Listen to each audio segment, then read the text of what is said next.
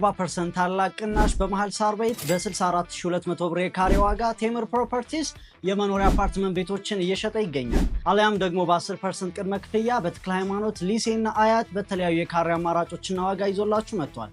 እንዲሁም በተጨማሪ በ900 ሺህ ብር ቅድመ ክፍያ የንግድ ሱቆችን በመሃል ፓርሳ እየሸጠ ይገኛል። ለበለጠ መረጃ ከስር ባለው ስልክ ይደውሉልን። ቴምር ፕሮፐርቲስ።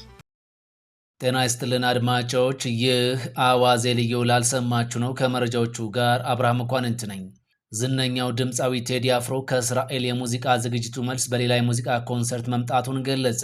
ቀዳማዊ ኃይለ ሥላሴን ጨምሮ ሌሎች የቀድሞ መሪዎች የፈጠሩት የቀድሞ የአፍሪካ አንድነት ድርጅት የምስረታ ቀን በኢትዮጵያ ብሔራዊ በዓል ተደርገው እንዲከበር ተጠየቀ። እንጀራን በመላው ዓለም ለማስተዋወቅ የሚረዳ ዓለም አቀፍ የጥራት ደረጃ እየተዘጋጀ እንደሆነም ተሰምቷል። ታክሲን ጨምሮ በሌሎች የህዝብ ትራንስፖርቶች ላይ በሴቶች ላይ የሚፈጸሙ ትንኮሳዎችን ለመቆጣጠር የሚያስችል አዋጅ ሊጸድቅ ነው ተብሏል። በአዲስ አበባ 1 ኪሎ ኮረሪማ ከ2600 ብር በላይ እየተሸጠ እንደሆነ ተነገረ።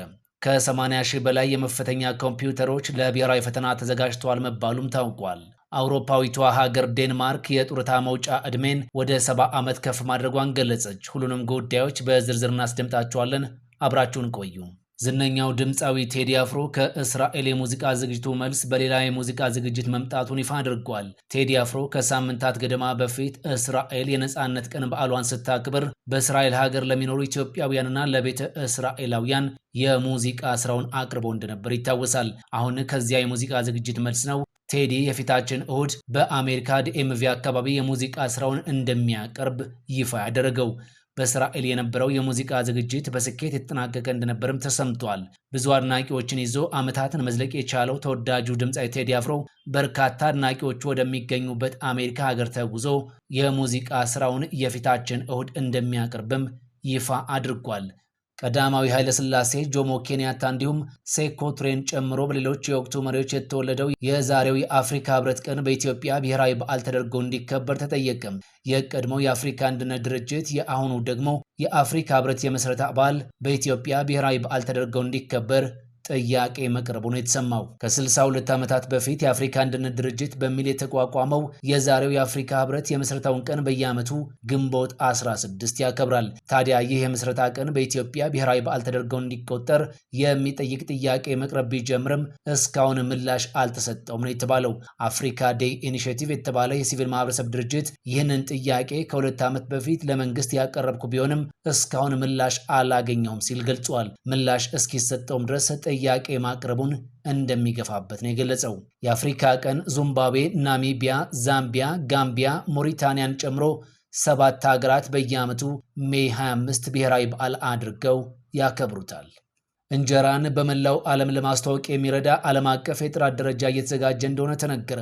ይህ የጥራት ደረጃ በውጭ ካሉ ኢትዮጵያውያን በተጨማሪ የሌላ ሀገር ዜጋዎች እንጀራን እንዲመገቡ የማድረግ ሚና ይኖረዋልም ተብሏል። በዚህ ወቅት ከእንጀራ የውጭ ንግድ የሚገኘው ገቢ ጥሩ ደረጃ ላይ ቢሆንም ገቢው የጨመረው የኢትዮጵያውያንና ትውልደ ኢትዮጵያውያን እንጀራ ተመጋቢዎች ቁጥር ከፍ በማለቱ እንጂ የሌላ ሀገራት ዜጋዎች እንጀራ የመመገብ ፍላጎት ስላደገ አይደለም ተብሏል። በዚህ መሰረትም እንጀራን ለመላው ዓለም ተመጋቢዎች በበቂ መጠን ማስተዋወቅ እንደሚያስፈልግ የእንጀራ ጋጋሪና ላኪዎች ማህበር ገልጿል። ማህበሩ በዚህ ሰዓት በብዛት እንጀራን የሚልከው ወደ ሰሜን አሜሪካ ሀገራት እንደሆነም ገልጿል። ከዘርፉ የሚገኘውን ገቢ ለማሳደግም የሌሎች ሀገራት ዜጎችም እንጀራን እንዲመገቡ የማስተዋወቅ ስራ መስራት ያስፈልጋል ብለዋል። የኢትዮጵያ ደረጃዎች ኢንስቲትዩት የእንጀራን ዓለም አቀፍ ሽያጭን ለማሳደግ የደረጃ ጥራት እየተዘጋጀለት እንደሆነም ገልጿል።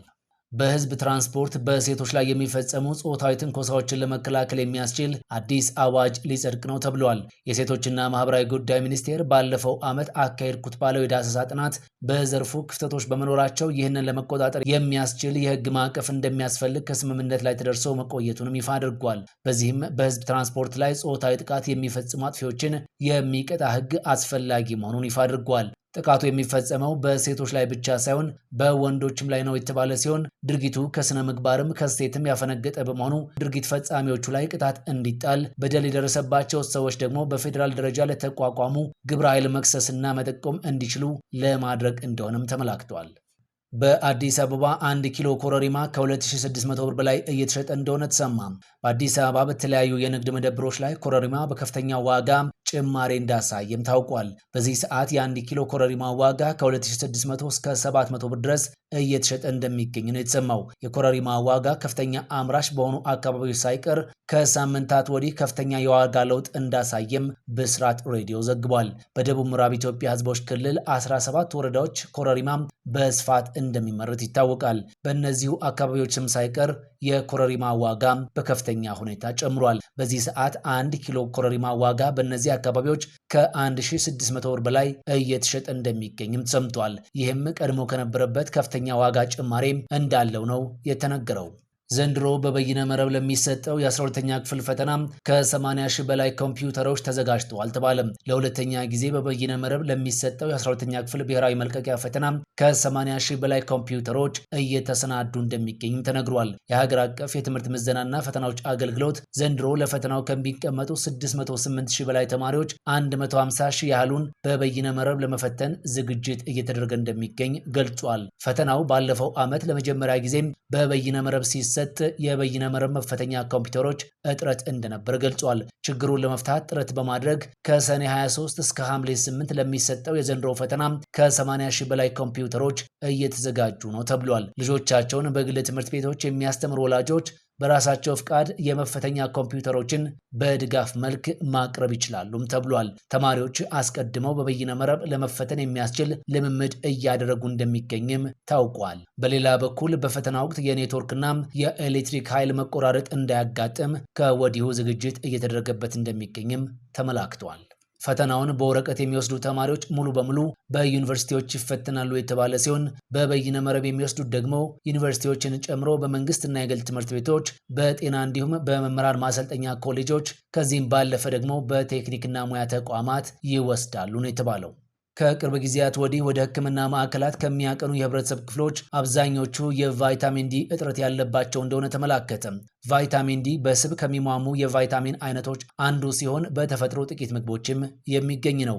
እነዚህም እንደ አሳ፣ የበሬ ጉበት፣ የእንቁላል አስኳልና አይብን በመሳሰሉት የምግብ አይነቶች ሲሆን በፀሐይ ብርሃን ደግሞ ሰውነታችን በቂ ቫይታሚን ዲ እንዲያመርትም ያደርጋል።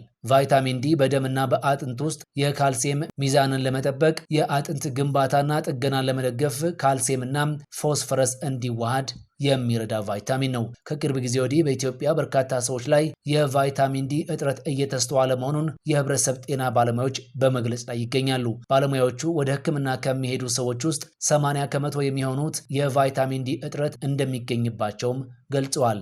በመጨረሻም ዴንማርክ የጡረታ መውጫ ዕድሜን ወደ 70 ዓመት ከፍ ማድረጓን ይፋ አደረገች። ዴንማርክ እንደ አውሮፓውያን አቆጣጠር ከ2040 ጀምሮ ጡረታ የመውጫ ዕድሜን ወደ 70 ዓመት ከፍ እንዲል ወስናለች። ይህ በአውሮፓ ትልቁ ነው የተባለው ጡረታ የመውጫ ዕድሜ በትላንትናው ዕለት በሀገሪቱ ፓርላማ ጸድቋል። ዴንማርክ ከ2006 ጀምሮ ይፋዊ ጡረታ የመውጫ ዕድሜን ከዕድሜ ጣሪያ ጋር አቻ ያደረገች ሲሆን በየ5 ዓመቱ ስትከልስም ቆይታለች።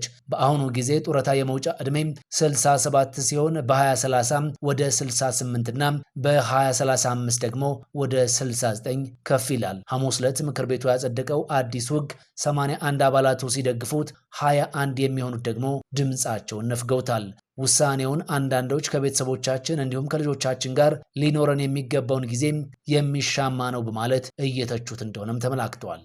ይህ አዋዜ ልዩ ላልሰማችሁ ነው። 40% ታላቅ ቅናሽ በመሃል ሳር ቤት በ64200 ብር የካሬ ዋጋ ቴምር ፕሮፐርቲስ የመኖሪያ አፓርትመንት ቤቶችን እየሸጠ ይገኛል። አሊያም ደግሞ በ10% ቅድመ ክፍያ በተክለ ሃይማኖት፣ ሊሴና አያት በተለያዩ የካሬ አማራጮችና ዋጋ ይዞላችሁ መጥቷል። እንዲሁም በተጨማሪ በ900 ሺህ ብር ቅድመ ክፍያ የንግድ ሱቆችን በመሃል ፓርሳ እየሸጠ ይገኛል። ለበለጠ መረጃ ከስር ባለው ስልክ ይደውሉልን። ቴምር ፕሮፐርቲስ። ፈጣን ያልተሰሙ መረጃዎችንና ትኩስ የኪነ ጥበብ ዜናዎችን ለማግኘት የቁም ነገር ሚዲያ የዩቲዩብ ቻናልን በመቀላቀል ቤተሰብ የሆኑ ቻናላችንን ሰብስክራይብ ያድርጉ። በቲክቶክም አለን። ቁም ነገር ሚዲያ ኦፊሻል ብለው ይከተሉን። እናመሰግናለን። ቁም ነገር ሚዲያ፣ ለቁም ነገር እንሰራለን።